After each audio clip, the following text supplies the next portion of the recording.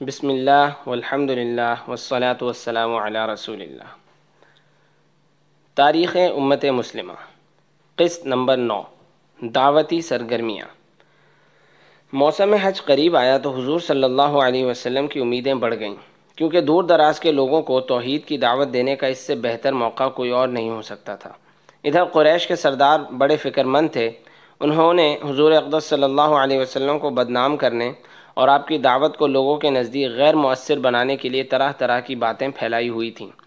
آپ کو نعوذ باللہ بے دین، مجنون اور شاعر مشہور کر رکھا تھا، مگر ان تمام حربوں کے باوجود اکا دکا لوگ مسلمان ہوتے جا رہے تھے۔ یہ دیکھ کر قریش کے سردار باہم مل بیٹھے۔ ان کے نامور سردار ولید بن مغیرہ نے کہا، حج کا زمانہ آ رہا ہے، عرب کے مختلف قبائل یہاں آئیں گے جن کے کانوں میں یہ بات پڑ چکی ہے، لہٰذا اس شخص یعنی حضرت محمد صلی اللہ علیہ وسلم کے بارے میں ایک ہی بات طے کر کے کہو، ایسا نہ ہو کہ ہماری باتیں آپس میں ٹکرائیں۔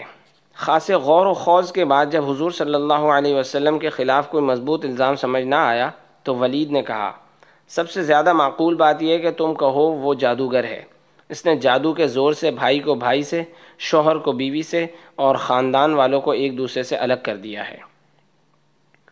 چنانچہ لوگ یہ بات طے کر کے حاجیوں کے قافلے کے مختلف راستوں میں بیٹھ گئے اور اس الزام کو مشہور کرنے لگے۔ یہ نبوت کا چوتھا سال تھا۔ سوق عکاظ اور دعوت اسلام، شوال 4 نبوی۔ عرب میں ماہ شوال سے ذوالحجہ کے آخر تک بڑی چہل پہل، گرم جوشی اور ہلچل کے دن ہوتے تھے۔ قافلوں کے چلنے اور ٹھہرنے سے ہر طرف عید کا سماں ہوتا تھا۔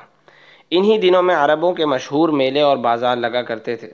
سب سے بڑا بازار عکاظ مکہ اور طائف کے درمیان نخلا کے مقام پر لگتا تھا۔ یہ مکہ سے 3 دن کی پیدل مسافت پر تھا۔ عازمین حج اور تاجروں کے قافلے پورا ماہ شوال یہاں گزارتے۔ ذوالقعدہ میں انسانوں کا یہ سیلاب مکہ کا رخ کرتا اور ذی مجنہ میں ذوالقعدہ کے 20 دن اس طرح گزارتا کہ جنگل میں منگل ہو جاتا۔ یکم ذوالحجہ کو یہ رونقیں مکہ سے 5 میل یعنی 8 کلومیٹر دور جبل کبکب کے دامن ذی المجاز میں منتقل ہو جاتی، جو عرفات سے 3 میل دور ہے۔ 8 دن تک یہاں میلے کا سماں رہتا۔ 9 ذی الحجہ کو لوگ سب کچھ چھوڑ چھاڑ کر مناسک حج ادا کرنے کے لیے عرفات روانہ ہو جاتے۔ حضور صلی اللہ علیہ وسلم نے انسانوں کے ان اجتماعات سے پورا فائدہ اٹھانے اور ان کے ذریعے تھوڑے وقت میں دور دراز کے قبائل تک اپنی بات پہنچانے کا فیصلہ کر لیا۔ چنانچہ حضور صلی اللہ علیہ وسلم شوال سن 4 نبوی میں 3 دن کا سفر کر کے مکہ سے سوق عکاظ تشریف لے گئے اور مختلف قبائل کے سامنے دین کی دعوت رکھی۔ پھر آپ ذو المجاز کے بازار میں آئے اور یہاں بھی اسی کوششوں میں دن رات مصروف رہے۔ حضور صلی اللہ علیہ وسلم کی کوششوں کو ناکام بنانے کے لیے ابو لہب بھی آپ کے تعاقب میں رہا۔ حضور صلی اللہ علیہ وسلم ان بازاروں اور میلوں کے مختلف حلقوں میں تشریف لے جاتے اور لوگوں کو اللہ کی طرف بلاتے۔ حضور صلی اللہ علیہ وسلم فرماتے، لوگوں کہو لا الہ الا اللہ، تم کامیاب ہو جاؤ گے۔ حضور صلی اللہ علیہ وسلم کے پیچھے پیچھے آپ کا چچا ابو لہب لپکتا تھا۔ اس کی بھینگی آنکھوں میں نفرت کی چنگاریاں ہوتیں اور اس کے سرخ گال غصے سے تمتما رہے ہوتے۔ وہ حضور صلی اللہ علیہ وسلم پر مٹی پھینکتا اور چلاتا، ارے لوگو، دیکھنا کہیں یہ شخص تمہیں تمہارے دین سے نہ ہٹا دے، یہ چاہتا ہے کہ تم لات اور عزیٰ کی عبادت چھوڑ دو۔ حضور صلی اللہ علیہ وسلم اس کی طرف توجہ دیے بغیر اپنا پیغام سناتے جاتے۔ ضماد ازدی کا قبول اسلام۔ مکہ میں حضور کی دعوتی سرگرمیاں جاری تھیں اور قریش کی عداوت بھی۔ اسی زمانے میں قبیلہ ازد کے ضماد نامی ایک صاحب مکہ پہنچے۔ مشرکین نے اس خدشے سے کہ کہیں وہ شخص حضور صلی اللہ علیہ وسلم کی دعوت سے متاثر نہ ہو جائے، انہیں باور کرایا کہ حضور صلی اللہ علیہ وسلم نعوذ باللہ مجنون ہیں۔ ضماد کو جھاڑ پھونک کا بڑا تجربہ تھا۔ انہوں نے حضور صلی اللہ علیہ وسلم سے ملاقات کی اور کہا، میرے ہاتھ پر اللہ نے بہت سے لوگوں کو شفا دی ہے، آپ کہیں تو آپ پر بھی دم کر دوں۔ حضور صلی اللہ علیہ وسلم نے فرمایا، ان الحمد للہ نحمدہ ونستعینہ من یہدہ اللہ فلا مضل لہ ومن یضلل فلا ہادی لہ واشہد ان لا الہ الا اللہ وحدہ لا شریک لہ وان محمدا عبدہ ورسولہ، اما بعد۔ بلا شبہ تمام تعریفیں اللہ ہی کے لیے ہیں، ہم اس کی حمد بیان کرتے ہیں اور اسی سے مدد مانگتے ہیں۔ جسے اللہ گمراہ کر دے اسے کوئی ہدایت دینے والا نہیں، اور جسے وہ گمراہ کر دے اسے کوئی ہدایت دینے والا نہیں۔ اور میں گواہی دیتا ہوں کہ اللہ کے سوا کوئی معبود نہیں، وہ اکیلا ہے، اس کا کوئی شریک نہیں، اور یہ کہ محمد اس کے بندے اور رسول ہیں۔ ضماد نے دم بخود ہو کر یہ کلمات سنے، یقین نہیں آیا کہ کوئی ایسے کلام بھی سنا سکتا ہے۔ بے ساختہ کہا، پھر سنائیے۔ حضور صلی اللہ علیہ وسلم نے یہی کلمات دوبارہ 12 دہرائے۔ ضماد نے کہا، میں نے کاہنوں، جادوگروں اور شاعروں کا کلام سنا ہے، مگر اس جیسے جملے کبھی نہیں سنے، یہ تو دریائے بلاغت کی تہ تک پہنچ گئے ہیں۔ ضماد رضی اللہ عنہ نے اسلام قبول کر لیا اور اپنی قوم کی طرف سے بھی حضور صلی اللہ علیہ وسلم کے ہاتھ پر بیعت کر کے واپس ہوئے۔ مشرکین نے قرآن کی تاثیر کا اعتراف کیا۔ ہر طرح کی مخالفت کے باوجود قرآن کی تاثیر کا مشرکین کے پاس کوئی جواب نہیں تھا، بلکہ الٹا ان کے بڑے بڑے سردار جو شعر و سخن کا اچھا ذوق رکھتے تھے، قرآن کے صوتی اثرات اور اس کے ادبی لطافت سے محظوظ ہوئے بغیر نہیں رہ سکتے تھے۔ ابو جہل، ابو سفیان اور اخنس بن شریق رات کو اس وقت چھپ چھپ کر آتے جب رسول اللہ صلی اللہ علیہ وسلم قرآن کی تلاوت فرما رہے ہوتے۔ صبح صادق تک وہ گم سم یہ آواز سنتے رہتے، پوپ پھوٹتے ہی واپس ہو جاتے۔ اگر کسی موڑ پر باہم مل جاتے تو ایک دوسرے کو ملامت کرتے ہوئے کہتے، آئندہ ایسا مت کرنا۔ اگر قوم کے نادان لوگوں کو پتہ چل گیا تو نامعلوم ان کا کیا اثر لیں گے۔ مگر اگلی شب پھر ایسا ہوتا۔ جب کئی دن تک یہ سلسلہ چلتا رہا تو ایک دن اخنس بن شریق لاٹھی اٹھا کر ابو جہل کے پاس پہنچ گیا اور کہنے لگا، بتا ہی دو کہ محمد سے جو تلاوت سنی اس کے بارے میں تمہاری کیا رائے ہے؟ ابو جہل کہنے لگا، ہم اور بنو ہاشم عزت و شرف کی ہر چیز میں مقابلہ کرتے آئے ہیں، جب ہم ہر چیز میں برابر نکلے تو وہ کہنے لگے ہیں کہ ہمارے پاس نبی بھی ہیں جس پر وحی آتی ہے، اللہ کی قسم ہم یہ بات کبھی نہیں مانیں گے۔ قریش کے سردار ولید بن مغیرہ نے ایک بار رسول اللہ صلی اللہ علیہ وسلم سے کلام اللہ سنا تو اس پر رقت طاری ہو گئی۔ واپس آیا تو ابو جہل نے اس کی بدلی ہوئی حالت دیکھ کر اسے طعنے دیے اور اصرار کیا کہ وہ کوئی ایسی بات کہے جس سے ظاہر ہو کہ وہ قرآن کا منکر ہے۔ ولید نے کہا، میں کیا کہوں، تم جانتے ہو کہ شعر، رزمیہ کلام اور قصائد کو مجھ سے زیادہ جاننے والا کوئی نہیں۔ اللہ کی قسم وہ کلام ان میں سے کسی سے بھی مشابہ نہیں ہے، اس میں عجیب مٹھاس ہے۔ وہ ایسا کلام ہے جو سب پر غالب ہے، اس پر کوئی غالب نہیں، وہ دوسرے کلاموں کو زیر و زبر کر دیتا ہے۔ ابو جہل نے کہا، تمہیں ایسا کچھ تو کہنا ہی پڑے گا جس سے تمہاری قوم خوش ہو جائے۔ ولید نے سوچ بچار کر کے کہا، اسے جادو کہنا چاہیے۔ مگر نضر بن حارث نے، جسے لوگ شیطان کہہ کر یاد کرتے تھے، اس حربے کو بھی فضول قرار دیا۔ وہ قرآن کی تاثیر کو عرب کے روایتی دین کے لیے اللہ سے سب سے بڑا خطرہ سمجھتا تھا۔ ایک دن اس نے برملا کہا، قریش کے لوگوں، اللہ کی قسم تمہیں ایسے مسئلے سے سابقہ پڑھا ہے جس کی ماضی میں کوئی مثال نہیں۔ تم جانتے ہو کہ محمد تمہارے خاندان کا ایک لڑکا تھا جو پلا بڑھا، وہ تمہارا سب سے محبوب فرد اور سب سے زیادہ سچی بات کرنے والا اور سب سے زیادہ امانت دار تھا۔ اب جب وہ ادھیڑ عمر ہو گیا اور یہ نیا پیغام لایا تو تم کہتے ہو کہ وہ جادوگر ہے۔ اللہ کی قسم وہ جادوگر نہیں، کیونکہ ہم جادوگروں اور ان کی جھاڑ پھونک کو جانتے ہیں۔ کبھی تم کہتے ہو کہ وہ کاہن ہے، اللہ کی قسم وہ کاہن نہیں، کاہنوں اور ان کی حالت کو بھی ہم خوب دیکھ چکے ہیں۔ کبھی تم کہتے ہو کہ وہ مجنون ہے، اللہ کی قسم وہ مجنون نہیں، ہم جنون، اس کی اقسام اور اس کے اثرات کو اچھی طرح جانتے ہیں۔ قریش کے لوگوں، اپنا انجام اچھی طرح دیکھ لو، واقعی تم پر بہت بڑی آفت آ پڑی ہے۔ عتبہ بن ربیعہ سے گفتگو۔ ایک دن عمائد قریش نے اپنے نہایت زیرک سردار عتبہ بن ربیعہ کو خوب سمجھا بجھا کر رسول اللہ صلی اللہ علیہ وسلم کے پاس بھیجا۔ اس نے آتے ہی حضور صلی اللہ علیہ وسلم سے پوچھا کہ آپ بہتر ہیں یا آپ کے آبا و اجداد؟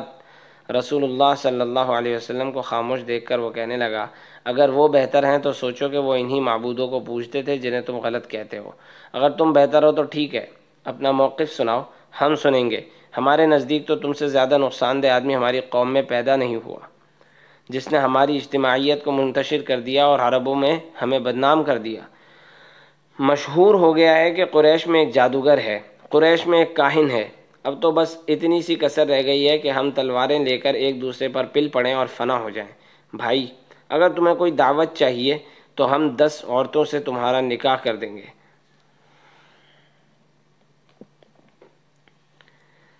بھائی اگر تمہیں کوئی عورت چاہیے تو ہم 10 عورتوں سے تمہارا نکاح کر دیتے ہیں، اگر دولت چاہیے تو ہم تمہارے لیے اتنا مال جمع کر دیں گے کہ سارے قریش سے زیادہ مالدار ہو جاؤ گے۔ حضور صلی اللہ علیہ وسلم خاموشی سے یہ سب سنتے رہے۔ جب وہ چپ ہو گیا تو فرمایا، تم نے جو کہنا تھا کہہ چکے؟ اس نے کہا ہاں۔ تب حضور صلی اللہ علیہ وسلم نے یہ آیات تلاوت فرمائی۔ حامیم تنزیل من الرحمن الرحیم کتاب فصلت آیاته قرآنا عربیا لقوم يعلمون بشیرا ونذیرا فأعرض أكثرهم فهم لا يسمعون۔ یہ کلام رحمان و رحیم کی طرف سے نازل کیا جاتا ہے۔ یہ ایک کتاب ہے جس کی آیتیں صاف صاف بیان کی جاتی ہیں۔ ایسا قرآن ہے جو عربی میں ہے، ایسے لوگوں کے لیے جو دانش مند ہیں، بشارت دینے والا اور ڈرانے والا ہے۔ پھر بھی اکثر لوگوں نے روح گردانی کی، پھر وہ سنتے ہی نہیں۔ نبی اکرم صلی اللہ علیہ وسلم تلاوت کرتے جا رہے تھے اور عتبہ ہاتھوں پر سہارا لگائے زمین پر بیٹھے سنتا جا رہا تھا۔ آخر رسول اللہ صلی اللہ علیہ وسلم اس آیت پر پہنچے۔ فَإِنْ أَعْرَضُوا فَقُلْ أَنذَرْتُكُمْ صَاعِقَةً مِثْلَ صَاعِقَةِ عَادٍ وَثَمُودَ۔ پھر بھی اگر یہ لوگ منہ موڑیں تو کہہ دو میں نے تمہیں ایسی کڑک سے خبردار کر دیا ہے جیسی کڑک عاد اور سمود پر آئی تھی۔ عتبہ یہ آیت سن کر ایک دم کھڑا ہو گیا، رسول اللہ صلی اللہ علیہ وسلم کے منہ پر ہاتھ رکھا اور رشتہ داری کا واسطہ دے کر مزید تلاوت سے روکا۔ کلام پاک کا اس پر ایسا اثر ہوا کہ وہ گھر میں محبوس ہو کر بیٹھ گیا۔ آخر دوسرے مشرکین نے آ کر خیریت پوچھی، اس نے سارا واقعہ سنایا اور رسول اللہ صلی اللہ علیہ وسلم کے منہ پر ہاتھ رکھنے کی وجہ بتاتے ہوئے کہا، تم جانتے ہو محمد جو بھی کہتے ہیں وہ سچ ہی ثابت ہوتا ہے۔ مجھے تو اس وقت عاد اور سمود جیسی کڑک کے سوا کچھ سمجھ نہیں آیا، مجھے لگا کہ کہیں تم پر واقعی عذاب نازل نہ ہو جائے۔ پھر کہنے لگا، اللہ کی قسم محمد نے جو سنایا وہ نہ تو جادو تھا نہ شعر اور نہ ہی کوئی جنتر منتر۔ تم میری ایک بات مان لو، پھر چاہے میری کوئی بات نہ ماننا، اس شخص کو اس کے حال پر چھوڑ دو، وہ جو کہہ رہا ہے اس کا چرچا ضرور ہوگا۔ اگر عربوں نے اس پر قابو پا لیا تو تمہیں کچھ کرنے کی ضرورت ہی نہیں ہوگی، اور اگر وہ عربوں پر غالب آ گیا تو اس کی فتح تمہاری فتح شمار ہوگی، اس کی عزت میں تمہاری عزت ہوگی۔ عمائد قریش یہ کہتے ہوئے اٹھ کھڑے ہوئے کہ محمد کی زبان کا جادو تم پر بھی چل گیا ہے۔ طفیل بن عمر دوسی کا قبول اسلام۔ یہی دور تھا جب یمنی قبیلے دوس کے ایک شریف اور عاقل شخص طفیل بن عمر کی مکہ آمد ہوئی۔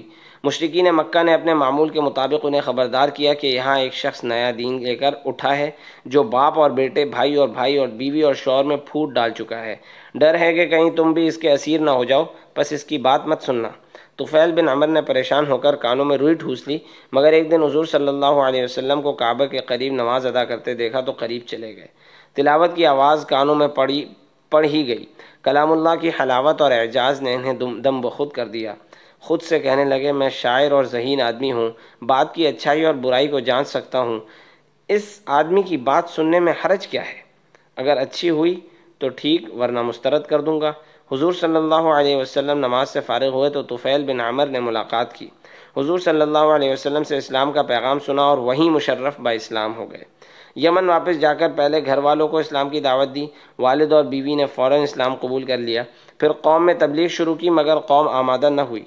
آخر کچھ مدت بعد دوبارہ مکہ آئے اور حضور صلی اللہ علیہ وسلم سے عرض کیا، یا رسول اللہ، قبیلہ دوش سرکش ہے، اس نے اسلام لانے سے انکار کر دیا ہے، آپ اس کے خلاف بددعا کیجیے۔ رسول اللہ صلی اللہ علیہ وسلم نے دعا کی، یا اللہ قبیلہ دوس کو ہدایت دے اور انہیں لے آ۔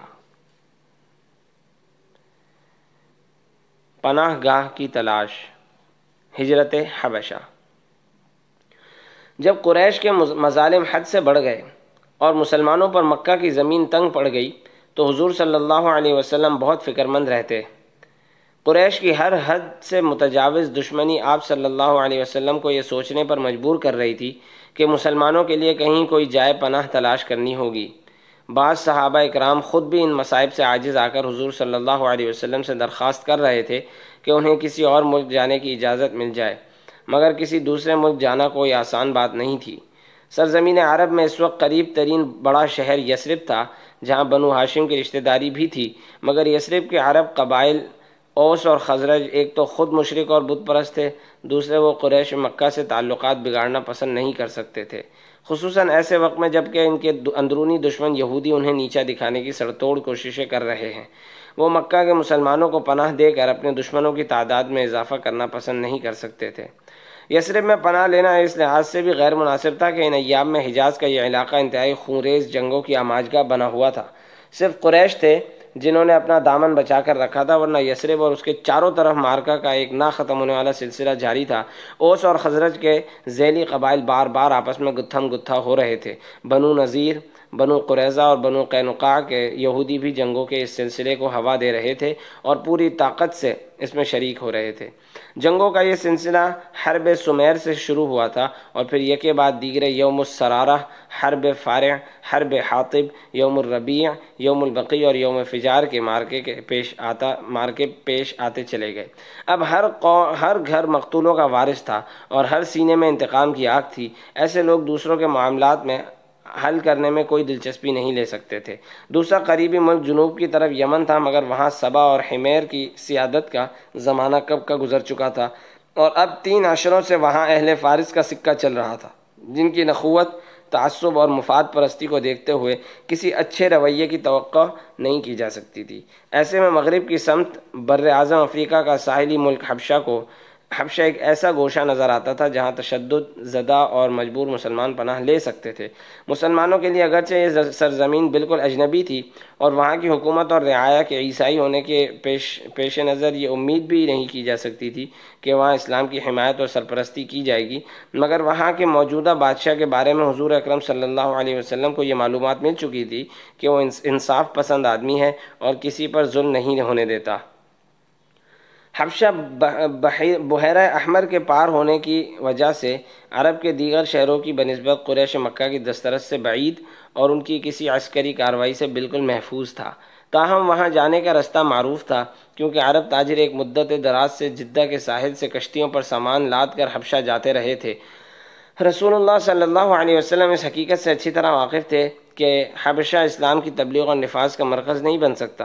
اس کے باوجود وقت کی نزاکت اور حالات کے دباؤ کا تقاضا تھا کہ کوئی نہ کوئی ایسا ٹھکانہ ہونا چاہیے جہاں اسلام کے دشمنوں کو مسلمانوں پر قابو حاصل نہ ہو اور وہاں ضرورت کے وقت کوئی بھی مسلمان جا کر پناہ لے سکے۔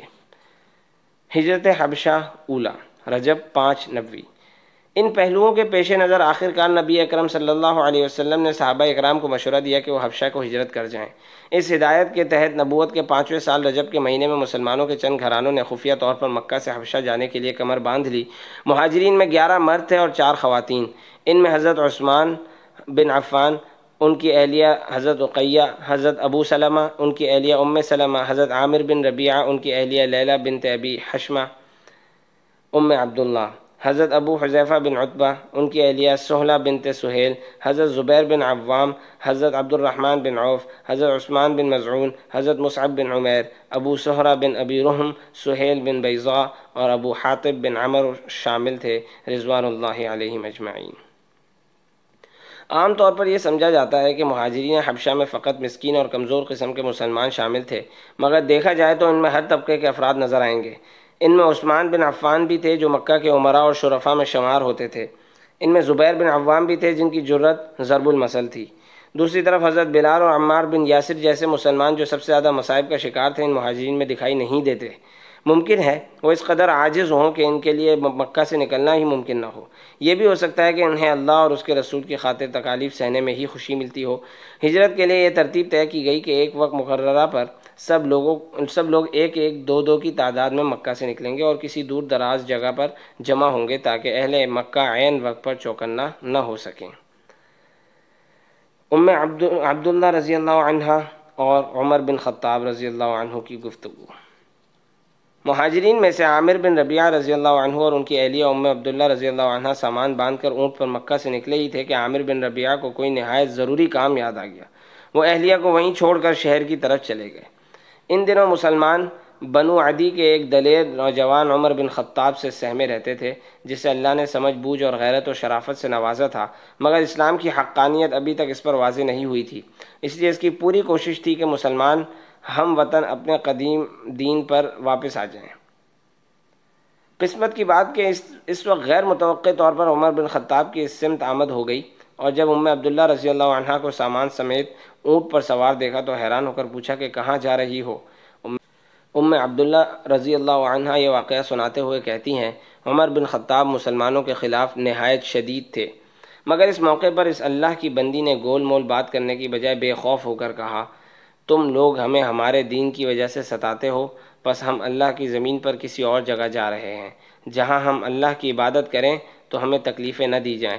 نہ معلوم یہ الفاظ کس درد دل سے ادا کیے گئے تھے کہ انہیں سن کر عمر بن خطاب کا دل پسیج گیا، چہرے پر ندامت اور رقت کے آثار واضح ہو گئے، منہ سے فقط اتنا نکلا، اللہ تمہارا ساتھی ہو۔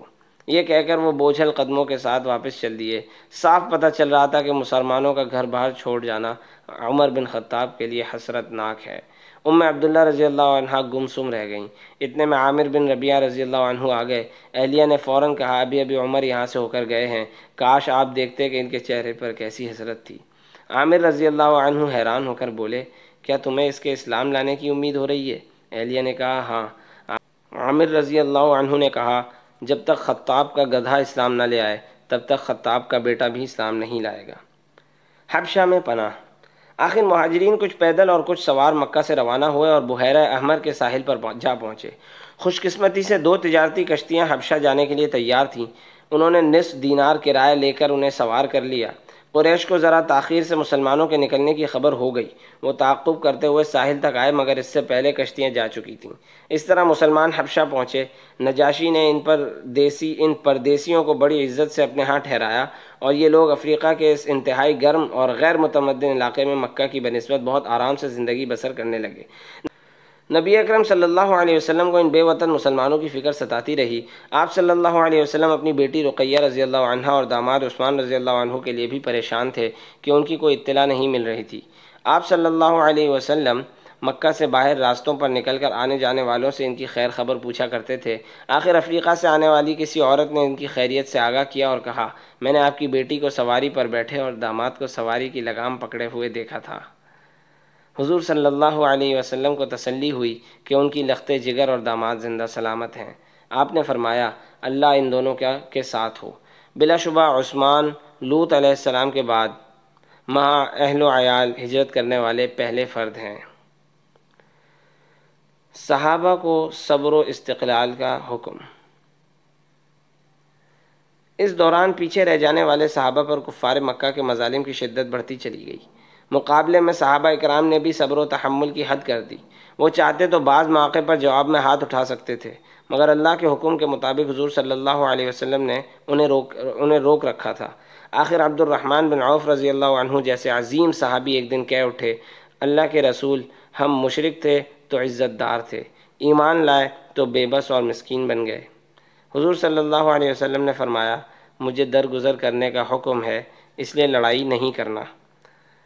اس کے پیچھے حکمت یہی تھی کہ اس کم طاقت کے ساتھ 2-4 وقتی کارروائیاں تو ہو سکتی تھیں، مگر غلبہ ممکن نہیں تھا۔ اس کا نتیجہ دشمن کے اشتعال اور اپنے مصائب میں اضافے کے سوا کچھ نہیں نکل سکتا تھا۔ تو دوستو، اگر آپ نے ابھی تک ہمارا چینل سبسکرائب نہیں کیا تو ابھی جا کر اسے سبسکرائب کیجئے اور بیل آئیکن کو پریس کیجئے، تاکہ آپ کو آج کے دور میں گزرے ہوئے لوگوں کی ہم عصری کرنے کا موقع ملتا رہے۔ اور ہاں، کمنٹ سیکشن میں ہمیں اپنی رائے سے آگاہ کرنا نہ بھولیے گا۔